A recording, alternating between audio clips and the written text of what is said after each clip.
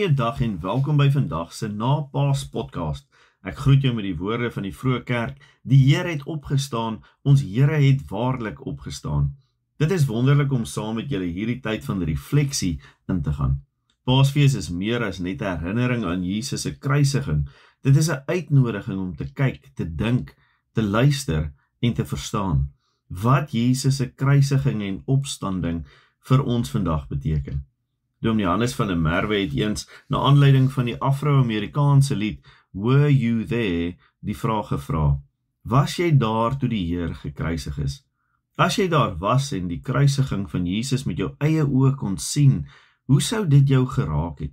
As jy 'n toeskouer midde in die gebeure was, hoe sou jy gereageer het? Wat sou jy gesê of gedink het? Sou jy bly staan het of sou jy weggehardloop het? Daar is natuurlik verskeie moontlike antwoorde en elkeen van hierdie antwoorde is waarskynlik te vind in die mense wat wel daar was, wat volgens die Bybel self getuies was. Ek en jy staan vandag in die herinneringsskadu van die kruis en die graf. Die staangat van die kruis is steeds in die grond op Golgotha, maar Jesus Christus se graf is leeg. Waar jy vandag terugdink aan die nuus dat ons Here se graf leeg is, alles wat gebeur het op Goeie Vrydag, die hele laaste week se verloop, wat dink jy oor al hierdie dinge? Hoe naby of hoe ver was jy van hom af? Waar is jy vandag? Oor die afgelope klompie weke het ons Suid-Afrikaanse gemeente saam met Johannes gestap na die Paasgebeure met die tema Jy is gestuur. Ons tema bly onveranderd vir die tyd wat kom, want soos Johannes ons leer, God stuur ons elkeen om te getuig en om sy lig in die wêreld te wees.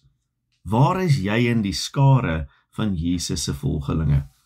Ek groet jou vandag met 'n kort verhaaltjie en 2 vrae om te oorweeg.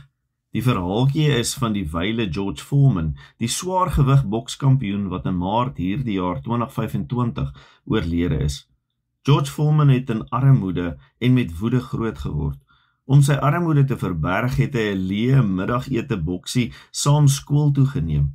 Sy vuiste het sy uitlatingsklep geword, eers op die strate en toe in die bokskring. Onoorwonne het hy onstopbaar voorgekom. In 1974 het Muhammad Ali hom uitgedaag vir die swaargewig titel van die wêreld. Op 25 was Foreman 7 jaar jonger en duidelik die gunsteling. Maar ronde na ronde het Ali sy houe opgeneem, hom uitgelag. Foreman het begin moeg en swak word en in die 8ste ronde het Ali se regterhand hom getref en laat val. Hy het opgestaan by die telling van 9, maar die geveg was verby. Ali was die kampioen. 3 jaar later het Foreman teen Jimmy Young geveg vir 'n kans om sy titel terug te kry. Die geveg was kop aan kop, maar in die 9de ronde het Young hom solied getref en tot op sy knie geslaan. Die beoordelaars het teen George beslis. Dit was alhoewel 'n dieper en swaarder nederlaag as ooit tevore. Alleen daardie dag in die kleedkamer het hy in 'n byna droomtoestand rondgestap, oortuig hy is besig om te sterf. Hy het later onthou, ek kon letterlik die geur van die dood in die kamer ruik. In desperaatheid het hy gebid, skielik het hy in duisternis ineengestort. Toe, in daardie leegte, het hy gedink, ek gee nie om of dit die dood is nie, ek glo steeds daar is 'n God. Op daardie oomblik het hy 'n reusagtige hand na hom toe gesien kom. Hy het opgestaan, uitgeroep, Jesus Christus het in my opgestaan, ek moet die wêreld red.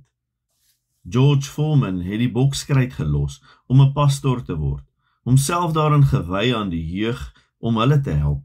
As hy terugkyk, het hy gesê sy lewe is op sy kop gedraai. Sy vroeë oorwinnings, sy trots, het nou hol gelyk. Mislukking, al het dit seer gemaak, was 'n geskenk. Dit het sy ou ambisies geskeur en hom na iets beter gelei. Die vraag aan jou vanoggend is eerstens, as jy nadink oor God se ingrype in jou lewe, hoe sou jy God se betrokkenheid beskryf? Op watter manier het God al in jou lewe ingegryp? Waar en hoe was hy duidelik betrokke? En tweedens, wat was die gevolg van die ingrype van God in jou lewe? Wat het verander nadat God so in jou lewe ingegryp het. Mag God se ingrype in ons lewe ons ten diepste raak en verander. Ek sluit vir ons af met 'n kort gebed. Ek sien uit om môre verder saam met jou te ondersoek waar jy is. Tot dan, groetnis van huis tot huis in die netwerk waar God jou stuur. Here, as ek vir die volgende paar dae saam met soveel ander mense dink oor die kruis en opstanding, laat ek opnuut weer u liefde ontdek. En laat daardie liefde my dring om vir u koninkryk in beweging te kom, na daar waar u my stuur. Amen.